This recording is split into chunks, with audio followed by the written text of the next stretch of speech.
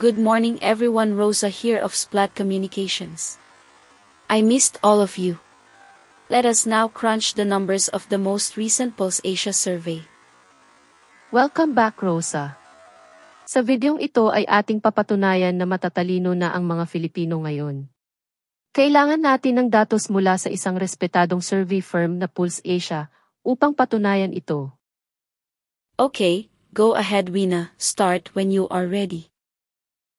Para sa trust rating ng mga kasalukuyang namumuno sa Pilipinas, ito na po ang datos. Sa pinakahuling ulat sa bayan ng Pulse Asia na ang pag-aaral ay ginawa ng unang linggo ng Disyembre noong nakaraang taon.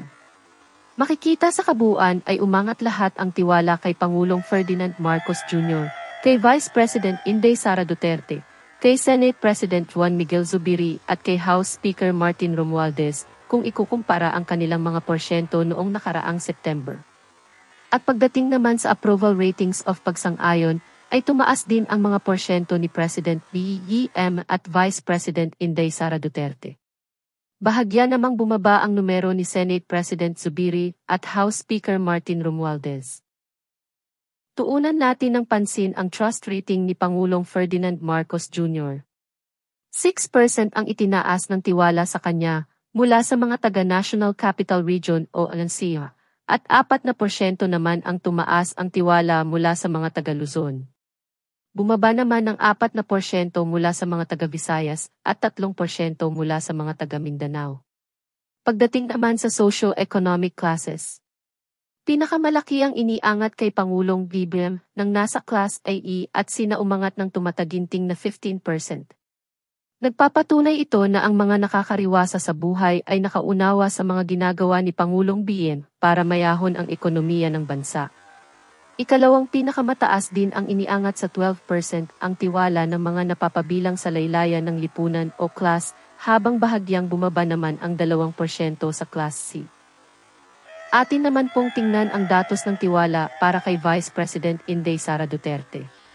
Tumaas ng bahagya ang mga may tiwala sa kanya sa buong bansa, bukod sa Visayas na kaparehong porsyento na lang sa pag-aaral noong September na hindi nagbago sa 83%. Pagdating naman sa socio-economic classes ay 17% ang itinaas ang tiwala mula sa ating mga kababayan na nasa Class A, B at C. Hindi naman nagbago ang tiwala kay Vice President Sara ng mga nasa Class D sa 77%. Pagdating naman sa ating mga kababayan sa Class E, ay umangat ng 12% ang tiwala kay Vice President Sara. Tingnan naman natin ang level ng tiwala ng mga Pilipino kay Senate President Juan Miguel Zubiri. Tumaas ng 4% ang kanyang nagtitiwala sa kanya mula sa NCR at Luzon at 1% sa mga taga Mindanao. Bumaba naman ng 2% ang tiwala sa kanya ng mga taga Visayas. Pagdating sa socio-economic classes, malaki ang ibinaba 8% mula sa nasa Class A, B at SA. Ngunit tumaas naman ang tiwala sa kanya ng mga nasa Class D at E. Dumako naman po tayo sa tiwala ng mga Pilipino kay House Speaker Martin Romualdez.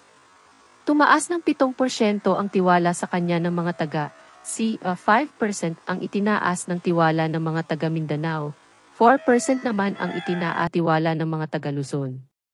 Malaki ang ibinaba ng tiwala ng mga taga-Visayas na 11%. Pagdating naman sa socio-economic classes, tumaas ng 6% ang tiwala sa kanya ng mga nasa Class EB at samantalang tumaas din ng 5% ang tiwala sa kanya ng mga nasa laylayan o Class E. Di naman nagbago ang tiwala sa kanya ng mga nasa Class D. Ano man ang gawin ng mga nagnanais na sirain ang samahan ng mga pinakamataas na namumuno sa ating bansa, sa ilalim ng liderato ni Pangulong Ferdinand Marcos Jr. ay kailanman hindi magtatagumpay.